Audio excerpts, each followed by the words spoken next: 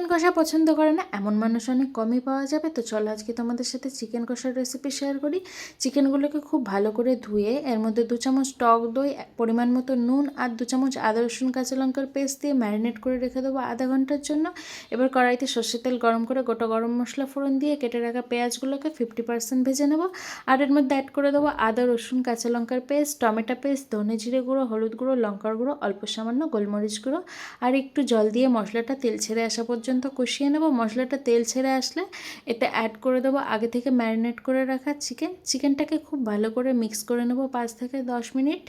এবার এটাকে ঢাকা বন্ধ করে 20 থেকে 25 মিনিট অল্প আঁচে রান্না করে নিলেই কিন্তু এরকম তেল ছেড়ে আর একটা গ্রেভি গ্রেভি ভাব হয়ে আসবে। এতে আমি কোনো রকমের জল ইউজ করিনি, যেহেতু চিকেন থেকে অনেকটাই জল ছাড়ে। এবার এই গ্রেভি গ্রেভি ভাব হয়ে আসলে ওপর থেকে গরম মশলার গুঁড়ো আর ফ্রেশ ধনেপাতা কুচি ছড়িয়ে নিলেই কিন্তু একদম ইয়াম্মি টেস্টি চিকেন কষা রেডি। শুধু লুচির সাথেই চিকেন কষা ভালো লাগে না, একবার রুটি কিংবা গরম গরম ভাতের সাথে খেয়ে দেখো, তাও কিন্তু অসাধারণ লাগে।